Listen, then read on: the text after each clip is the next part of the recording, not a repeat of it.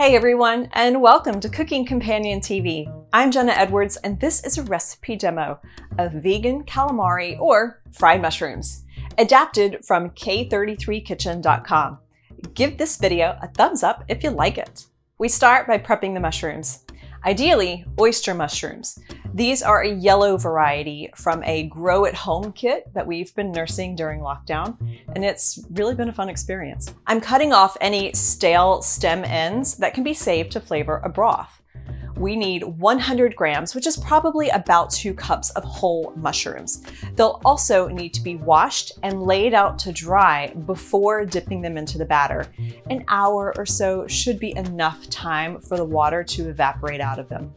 Then we'll cut them into smaller pieces, about 1/2 inch wide. I'm cutting them horizontally rather than cutting them lengthwise along the gills, which is those pleat-looking lines on the underside of the mushroom. Seasoning the mushrooms is key to turning this into a memorable dish.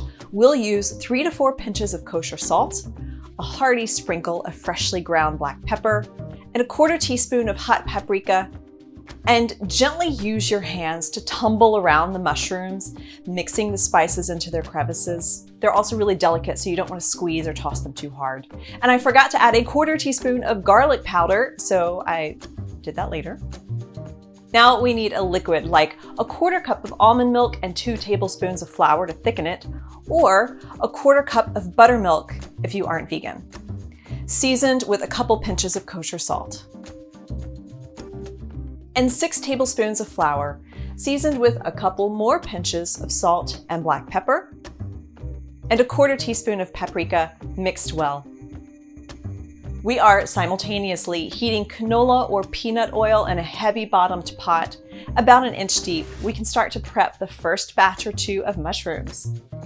Dip the mushrooms into the liquid and gently squeeze out the excess, and using just one hand that you will always only use for this step. We don't need the mushrooms dripping in the liquid, they'll get soggy. And then throw them into the flour. Using your other hand, you'll toss them around in the flour, letting them fully coat. So you have one hand for liquid and one hand for the dry. Then move them into a bowl to wait for the oil. And let's test the oil. If you dip a wooden spoon into the oil and bubbles start moving around it, your oil is ready. And you may need to turn down the heat for the oil to be ready to put the food in. So turn it down a notch or so before adding the mushrooms so they don't burn. If you let them sit together too long, they will get pasty and they will stick together in a messy glob. It's an easy fix. You just toss them with more flour to soak up the excess moisture. Now you can lower them into the oil with a spider spoon. It's also extremely useful to have a mesh screen cover to catch oil that jumps out of the pot so it doesn't make a mess or burn you. If you cook with oil, ever, in any level of heat, it's helpful to have a couple of these around. Generally, as long as bubbles are still active around whatever you're frying, it's still cooking.